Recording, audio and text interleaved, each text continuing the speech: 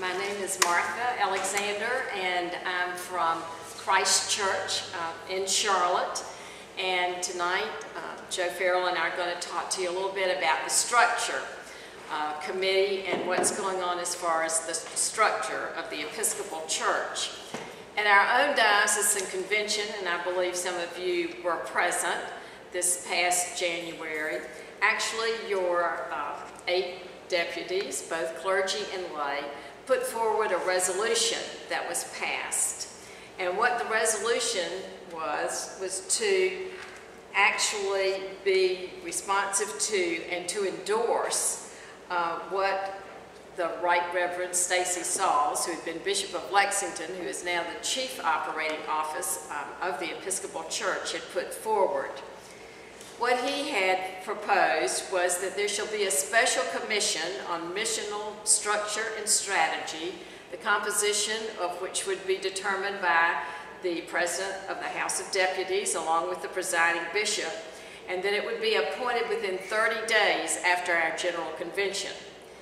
He goes on and has asked that the special commission shall be charged with presenting a plan to the church for reforming its structure, governance, administration, and staff to facilitate this church's faithful engagement in Christ's mission to proclaim good news to the poor, release to the captives, recovery of sight to the blind, freedom to the oppressed, and the acceptable year of the Lord in a way that maximizes the resources available for that mission at all levels of this church.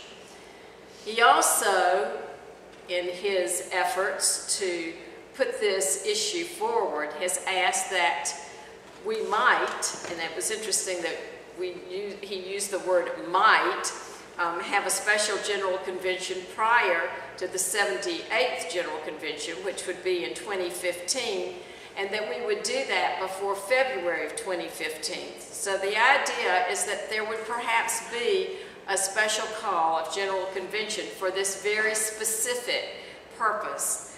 He also had asked for an allocation of $100,000 for implementation of this resolution. And this is what we put forward at our convention in saying, yes, we would be very much in supportive of doing this. Now, there have been a lot of people who have a lot of concerns about this, like what's wrong with the structure? The church seems to be doing all right at the moment. But there are people who've looked at very finite problems, and Joe will address some of those in a few minutes. But a couple of those, for example, would be, what do we do about our legal officer that we have representing our church, particularly in New York, for example? Should we have somebody who is not representing the presiding bishop and the staff there? Should there be some other type of a legal entity present? What about the treasurer? To be someone who both looks after the church's finances as well as those of General Convention. And so you might say, well, so what does that have to do with me? What does that have to do with us, the people here in the pews? Well, if you don't have a good structure in place, and if things aren't well tuned, as you well know, even on a local level, then there are problems. And we've had some problems in the past. So part of, I believe, what Bishop Sauls would like to see is let's take a very careful look at our structure and what we are doing, and are there ways to improve it? One of the concerns is what will happen to some of these commissions and committees and boards that we have. Are we going to reduce them such in size that we'll only have a few people who will actually be in the decision making when General Convention's not in session? So these will be some of the issues that will be brought forward to us. In his remarks to the Executive Council at their January 27th meeting this year, Bishop Sauls talked about the movie Moneyball that some of you might have already seen. And it's about Billy Beane, who was the general manager of the Oakland A's, and how he changed the way the game of baseball was being played, and nobody really thought he had an opportunity to do anything. But one of the things that he did was he talked about his guiding principle, which was adapt or die. And so Bishop Saul sort of took that, adapt or die, as something that we need to be looking at as the church. Not only the Episcopal Church, but just churches in general, about what's going on in our country today, what's going on in the world today. And he proceeds to talk about the fact that he has given some guiding principles for the staff that he works with. And his principles include dream, create, adapt, act. Dream, create, adapt, and act. And that's what he has really seen as his focus. And when you look at structure and have it surrounded by those words, then it becomes a very positive thing that perhaps we all need to take a step back. Look at what we're doing, see where improvements can be made. There's some people who think there are major changes that need to be made. There are other people who think a little tweak here and there might be helpful. But the most important thing, I think, is that Bishop Saul sees this as something that is positive. He sees working with the staff and the bishops and the lay people, and that's the reason for setting up this special commission. And as you just heard Alice so eloquently describe to you the processes that are used, it's very much like the legislature, or like Congress, that there are many avenues and many paths that have to be followed before something becomes sort of set in concrete, or at least concrete for just that moment, because everything is always, as you know, subject to change.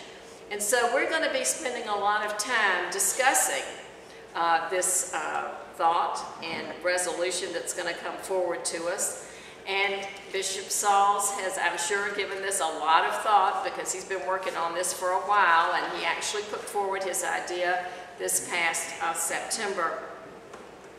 So when we talk about the structure, I would say not to get alarmed. I think we are at a crossroads in our society. There's a lot of talk about where are the young people, are we really bringing them in? Is the church as viable as it can be? Are we reaching out to the people that we need to bring into the fold, so to speak? Adapt or die. We need to be good stewards of our resources in order to serve God. And so I would go back to what he expressed so well, which comes from Luke 4:18. And that is that we need to engage in Christ's mission to proclaim good news to the poor, release to the captives, recovery of sight to the blind, freedom to the oppressed, and the acceptable year of the Lord in a way that maximizes the resources available for that mission at all levels of this church. Well, I think Martha has said it all. I'm Joe Farrell from Chapel of the Cross, a deputy to the General Convention.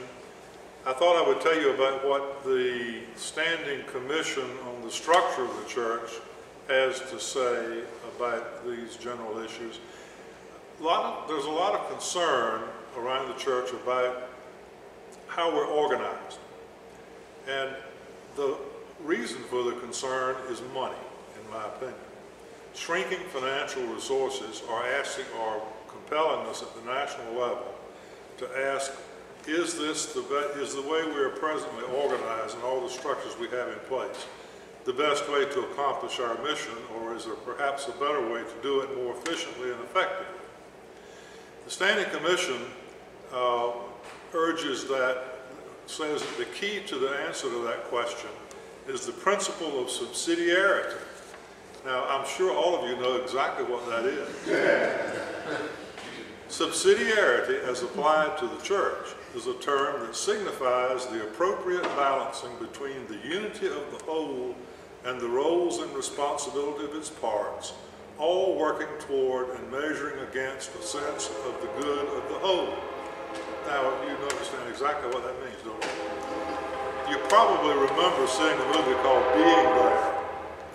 The character played by Dustin Hoffman, who's autistic, says, when the roots are strong, all is well in the garden. And he was immediately identified as a philosopher, a deep thinker, and so on. The movie goes on from there. But that's a very fundamental concept. When we have strong dioceses with strong parishes, all is well in the garden. So the principle of subsidiarity is asking us to look at the church and answer some of the following practical questions. What tasks are most effectively performed at the congregational, diocesan, provincial, or regional levels? Is the church best served by a robust staff gathered in one location with church-wide specific programmatic responsibilities, or by a leaner central staff dedicated to ministries best pursued at the church-wide level, but working in tandem with other staff located at provincial or regional levels? Does our current headquarters building in New York meet the church's needs? This is asked every 3 years. Why are people so concerned about us being located at 815 2nd Avenue, right across the street from the United Nations? Because it's as far as it could possibly be from the largest diocese of the church, which is Los Angeles. And it's a long trek from New York. Is the gathering of resources to meet particular needs of local and regional ministries best done on the church-wide, regional, or local level? This sort of issue. So we're going to have a resolution that asks us to endorse the principle of subsidiarity. We're also going to be asked to vote on a resolution to reduce diocesan apportionments. That will be a very popular resolution. Everybody would like to see their apportionment reduced. The question will be, though, if the apportionments are reduced, the budget must be cut. If the budget must be cut, something must be not funded that was funded, and what is that going to be? And you have all been through these issues. To give you a sort of a sense of the kinds of shark-infested waters we're talking about, listen to some of the offices in the National Church at 815. The Office of Asian American Ministries, the Office of Black Ministries, the Office of Economic and Environmental Affairs, the Office of Social and Economic Justice, the Office of Latino Hispanic Ministries, the Office of Native American and Indigenous Ministries, and so on. I only read you the first 10. There are about 25 others. None of those were established without backing. They all have constituencies. They're all doing worthy work. And when you begin to try to ask, can we do it all? Something has to give, and that's what makes it so difficult. Another issue on organization is the configuration of our dioceses. The fact is, we have a number of dioceses in the church that are simply not viable. They don't have enough congregations, enough membership, and enough revenue to support their bishop and his or her staff.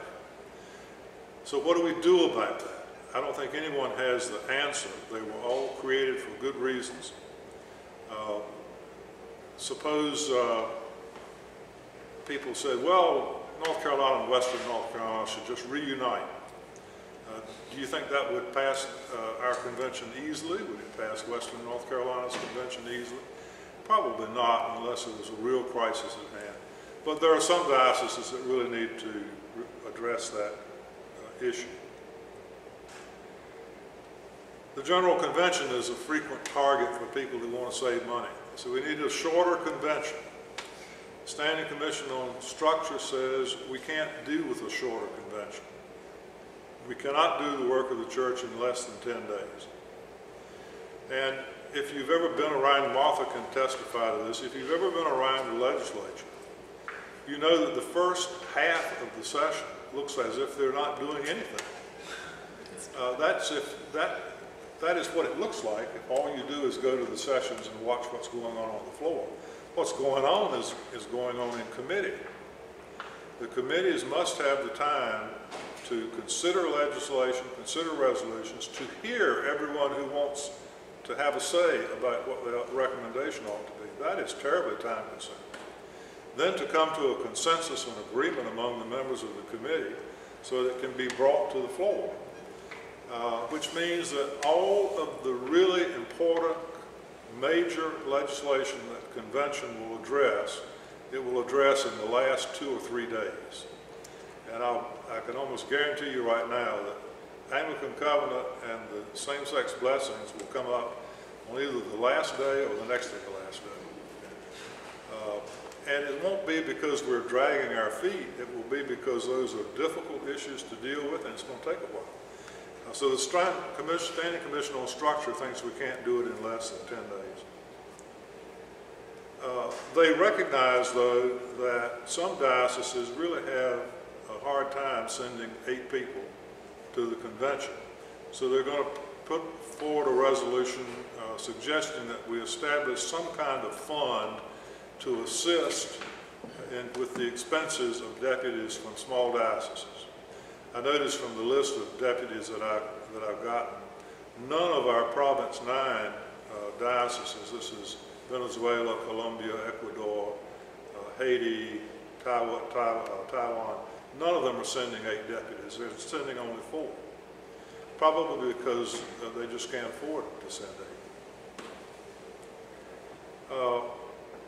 Another suggestion, and I shouldn't put Bishop Curry on the spot, but after the meeting I'll ask him how he's going to vote on this one. A resolution to limit the bishops to 1 interim meeting per year. That's really good. The suggestion is this wouldn't save the national church any money, but it would save the diocese money because the diocese sends their bishops off. I don't know whether that resolution has much of a future. And finally, a resolution to reduce barriers to participation in church leadership and governance. This is about the fact that it is very difficult for people who don't have a lot of paid vacation or who have small children to become delegates to the convention, because you have to give up basically 2 weeks. And you have no time. You can take your children with you, and child care actually is provided during convention, but if you don't have 2 weeks of paid vacation stored up, it's a financial burden. So I think what we're going to see is an awful lot of interest in the structure of the church. There's going to be a lot of milling around about who's in charge. Is it going to be the special commission? Is it going to be the executive council? Is it going to be the Standing Commission on Structure? Is it going to be somebody else? I hope they can decide who's in charge, because we need to do something and not argue about who's in charge.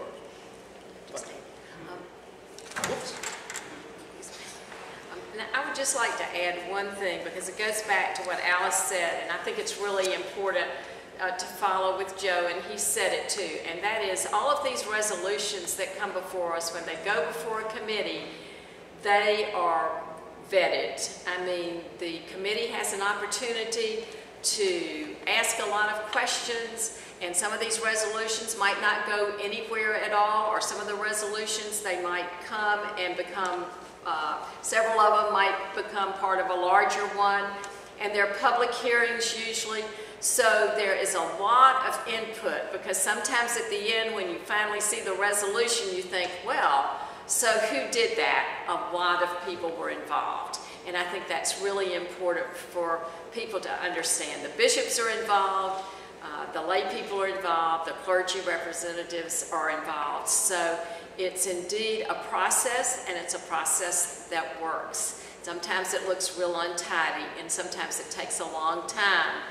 But in the end, I think that you would find, particularly if you go through I think the salmon-colored book called the Blue Book, that you would see that many things are left on the table because they are not appropriate at this time, or they have been placed within another resolution that comes before us. Thank you all.